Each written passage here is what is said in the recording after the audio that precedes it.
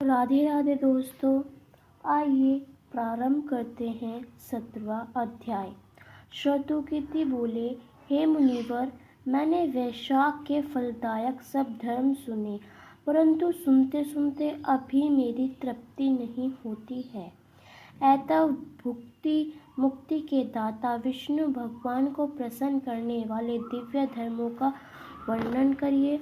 राजा के इन वचनों को सुन अति प्रसन्न हो शत्रुदेव बोले, हे राजन, मैं पाप को नष्ट करने वाली एक कथा फिर कहता हूँ कि तुम चित्त लगाकर सुन। यह वैशाख के धर्म संबंधी मुनियों द्वारा प्रसिद्ध है।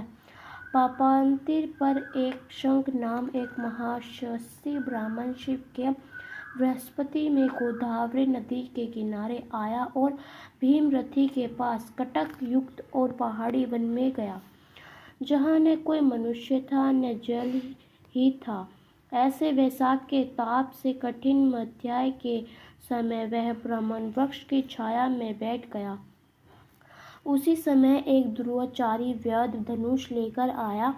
उसने सूर्य के समान चमकते हुए कमंडल पहने हुए ब्राह्मण को देखकर बांध लिया और उसके कमंडल, जूता, छत्र, रुद्राक्ष की माला, कमंडल सब छीन लिए और फिर छोड़ दिया। तब वह ब्राह्मण उस दुष्ट से छुटकर नंगे पग धूप से जलती हुई रेती में चलने लगा, जहाँ पीने को जल तक नहीं था।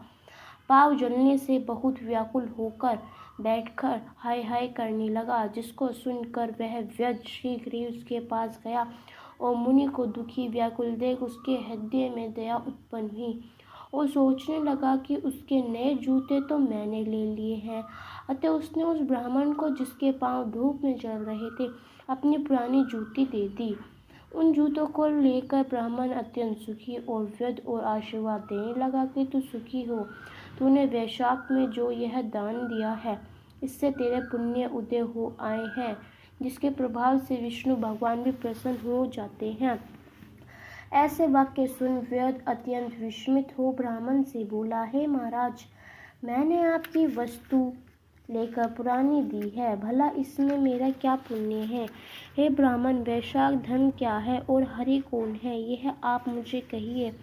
व्यर्थ के ऐसे वचन सुनकर शंख प्रसन्न हुए और वैशाख की प्रशंसा करने लगे कि सब धर्मों का फल तो जन्मांतर से मिलता है, परंतु वैशाख में इस पापाचारी दुर्बुद्धि दुरात्मा व्यक्ति से पात्रदान किए, जिसके फल से तत्काल संबुद्धि हो गई। संपूर्ण दान, तप, बड़े बड़े यज्ञ तथा तीर्थ यात्रा करने से विष्णु भगवान प्रसन्न नहीं होते हैं, परंतु वैशाखो धर्म करने से प्रसन्न होते हैं। इस माधव मास में जो कृत्य थोड़े से धन से शीघ्र होता है, वह बहुत खर्च करने वाला अथवा दान या धर्म यज्ञों के करने से शीघ्र नहीं होता है। इस मास में ताप नाश करने वाली पादुका तूने मुझको दी है, जिससे भगवान तेरे ऊपर प्रसन्न हो गए। अब तो कल्याण की प्राप्ति होगी।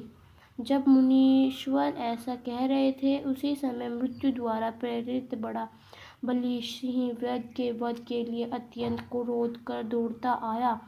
बीच में देवयोग से देव कलिप्त हाथी को देखकर पहले उसके मारने का महान उपयोग करने लगा। उस वन में उन दोनों सिंह हाथियों का ऐसा संग्राम हुआ कि